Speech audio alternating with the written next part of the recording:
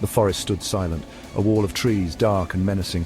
A full moon hung high, casting long, eerie shadows. Four friends, Emily, Alex, Luna and Ethan, stood at the edge of the woods. Dare us to go in? You know the stories about this place. It's just an old asylum. What could be so bad? They say it's haunted. Scared, Ethan? No way, let's do it. And so, with hearts pounding and breaths catching in their throats, they entered the forest. The air grew cold as they walked deeper into the woods. The smell of damp earth and decaying leaves filled their nostrils. The path, barely visible, led them toward a clearing. There it stood, Edgewood Asylum. A dilapidated husk, its windows like vacant eyes staring into their souls. The moonlight glinted off something on the ground near the entrance. What's that? As they drew closer, they saw it was a rusted sign. The words, barely legible, sent shivers down their spines. Edgewood Asylum for the criminally insane.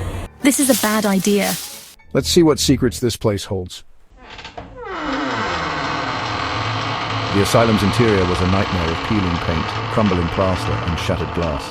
The walls, once white and pristine, were now a canvas of decay, telling stories of neglect and abandonment. Every corner of the building seemed to whisper secrets of its dark past, secrets that were waiting to be uncovered by those brave enough to venture inside. The air hung heavy with an oppressive silence, broken only by the sound of their own breathing. The cold was palpable, each breath visible in the dim light, adding to the eerie atmosphere. It felt as if the building itself was alive, watching their every move, waiting for the right moment to reveal its hidden horrors. They explored cautiously, their footsteps echoing through the long, empty corridors. Each step seemed louder than the last, amplifying the tension that gripped their hearts. The shadows danced on the walls, creating illusions that played tricks on their minds, making them question what was real and what was not. Each room they entered was a testament to the building's dark and troubled past. The decaying furniture, the broken remnants of a once functional asylum, all spoke of the suffering and despair that had taken place within these walls. It was as if the very essence of the past had seeped into the fabric of the building, refusing to be forgotten. Restraints lay discarded on beds, and medical equipment gathered dust in corners. These remnants of the past were haunting reminders of the treatments that had been administered here, treatments that were now considered barbaric and inhumane. The sight of these objects sent shivers down their spines, making them wonder about the souls who had once been confined within these walls. Suddenly, a cold breeze swept through the corridor, extinguishing their flashlights.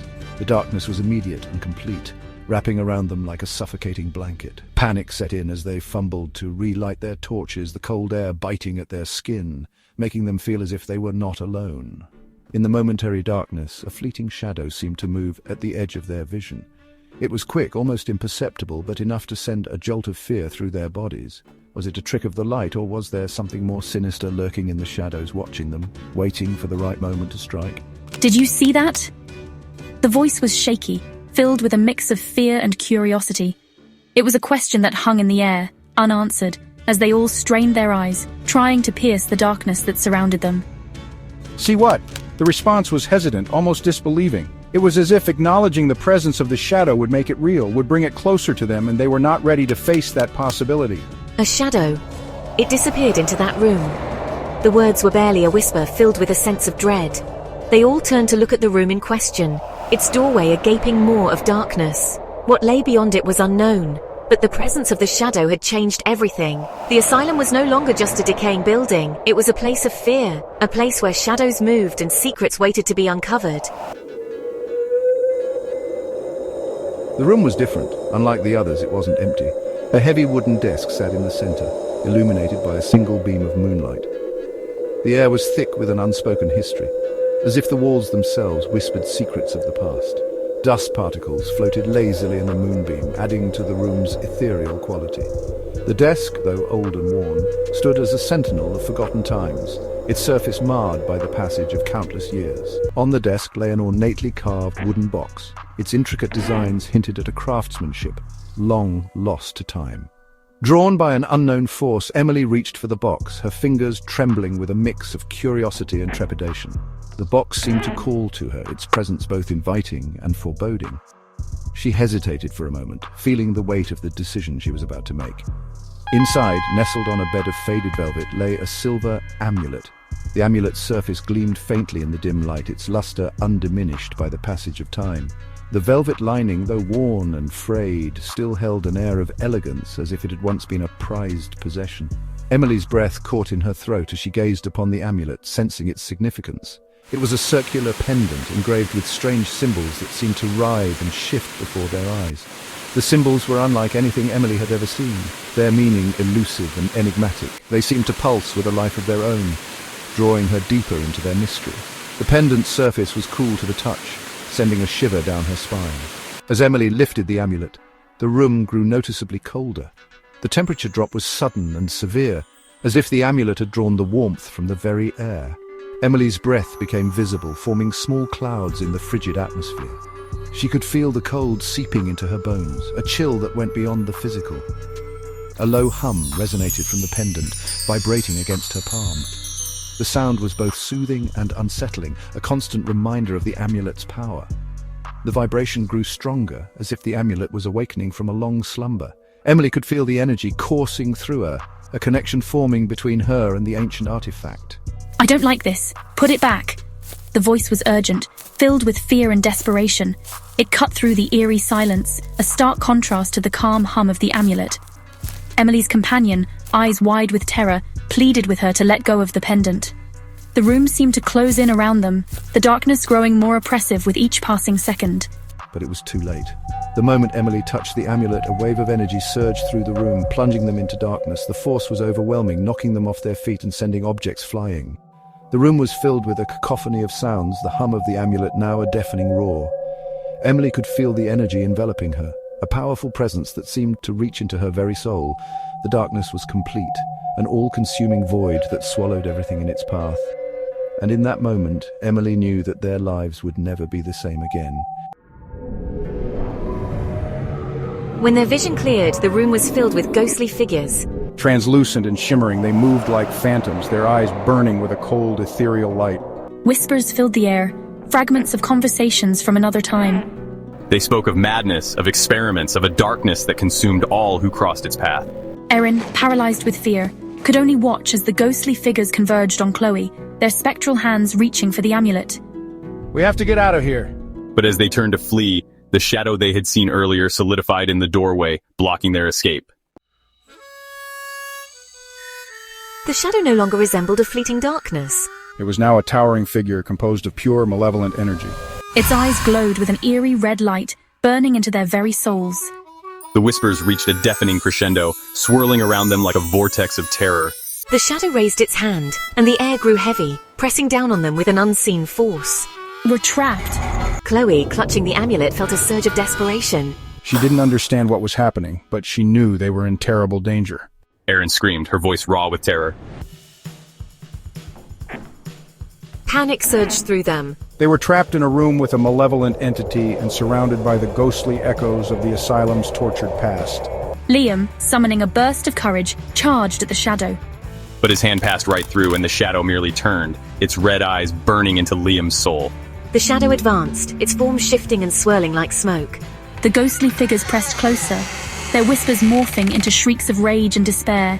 Chloe knew they had to do something, and fast. But what? As Chloe stared at the amulet in her hand, a desperate idea formed in her mind. If the amulet had unleashed this chaos, maybe it could also end it. But how? The symbols engraved on the pendant seemed to mock her, their meaning elusive. She closed her eyes, focusing on the amulet's energy, the way it pulsed and hummed in her hand. Suddenly she understood. The symbols weren't random. They were a language, and she could feel the words forming in her mind. With a deep breath, Chloe spoke the words aloud, her voice echoing strangely in the oppressive silence. The effect was immediate. The air grew thick with tension, as if the very atmosphere was reacting to the sudden shift. It was as though the room itself was holding its breath, waiting for the next move. The shadow froze, its red eyes widening in surprise. It was a moment of pure, unadulterated shock, as if the entity had never encountered such resistance before. The red eyes, usually so menacing, now seemed almost vulnerable. The ghostly figures flickered, their forms growing fainter. They seemed to waver between this world and the next, caught in a liminal space where they could neither fully manifest nor completely disappear. It was as if they were being pulled back into the void from which they had come. A blinding light erupted from the amulet, engulfing the room. The light was so intense that it seemed to burn away the very shadows, leaving no place for the darkness to hide. It was a purifying light, one that sought to cleanse the room of its malevolent presence. Then, silence. A profound, almost deafening silence that seemed to stretch on forever. It was the kind of silence that follows a storm, a moment of calm that feels both fragile and fleeting. The light faded, and the room was empty. The once chaotic scene was now eerily still, as if the room itself was in shock. Overturned furniture and scattered objects were the only remnants of the battle that had just taken place. The shadow was gone. It had retreated into the darkness, leaving behind an unsettling sense of foreboding. It was as if the room itself was holding its breath, waiting for the next encounter. The ghostly figures vanished. They dissipated into the air, leaving behind a cold, empty space. It was as if they had never been there, yet the chill they brought lingered in the room. Only the four friends remained, gasping for breath, their minds reeling from the experience. They looked at each other, eyes wide with a mixture of fear and disbelief. They had faced the unimaginable and survived, but the ordeal had left them shaken to their core. They stumbled out of the asylum, desperate for the safety of the forest. The night air was cold and biting, but it was a welcome change from the oppressive atmosphere of the asylum. They could feel the weight of the building's dark history lifting off their shoulders as they moved further away. As they ran through the trees, the weight of what they had experienced pressed down on them. Each step felt heavier than the last, as if the forest itself was trying to hold them back. The shadows of the trees seemed to reach out, reminding them that they were not yet free from the terror. They had escaped the asylum, but they knew deep in their hearts that the terror was far from over. The forest offered a temporary refuge, but the memories of what they had seen and felt would haunt them for a long time. They could still hear the echoes of the asylum's dark past in their minds. The amulet was still out there, and the shadow they feared was merely biding its time. It was a chilling thought, one that made their skin crawl. They knew that as long as the amulet existed, the shadow would never truly be gone. It was a constant reminder that their ordeal was far from over.